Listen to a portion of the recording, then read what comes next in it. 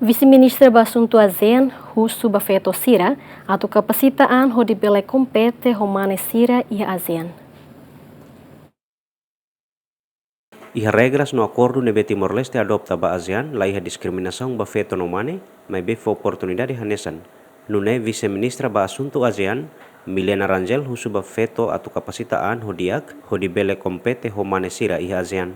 Iha Timor-Leste aplicau namo sistema igualdade gênero, mai be feto balung ladung hetang oportunidade diak, tama ladung hetang suporta husi família. Nune sira foco date fo atendimento ba nia família. Governante Milena Rangel atau questão ne, ia estúdio GMN Bebora, liga ho comemoração lorong nasional feto nebe seimonu ia lorong tolu fulang ne.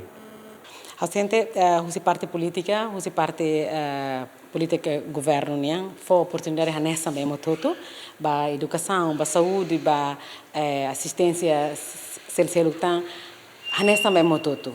Dalla rumah hanessa inang, hanessa feto, ia serviço balo que exige duni tem que ela tem que ela mas ela taca dalam para ita tu continua investir itani para bela mosai contribuição bela for contribuição para a sociedade e contribuição itani uma lá começa o look ho ita foi educação itani um answer mas contribuição inang ni afeto idania que de vez em quando parte se lo que ela consegue halo né empoderamento afeto né não é sempre tem área política mas vemos área nessa uma cainha do gero uma cainha dia mas bela contribuir sociedade e bela forma jovem para depois bela continuar for falar em contribuição para desenvolvimento nacional né bem Timor-Leste oportunidade nela ataca e lá é discriminação em termos de política em termos de assistência hoto retan oportunidade nessa agora inside ida que usa oportunidade serné reforça aí na educação reforça aí na saúde para depois lá takadalam ba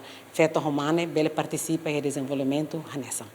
Antes nemos, Primeiro-Ministro Kaira Lassanana Guzmão declara que a adesão Timor-Leste sai membro pleno ASEAN, no dar oportunidade dia para a juventude Sira, no net tem que aprender bara com de bela competente. Fuhano infali katak oficialização Timor-Leste sai membro pleno realiza el lorong ron resinen fulang outubro tinang ne, li husi asina declaração admissão nebe asina husi atual chefe governo.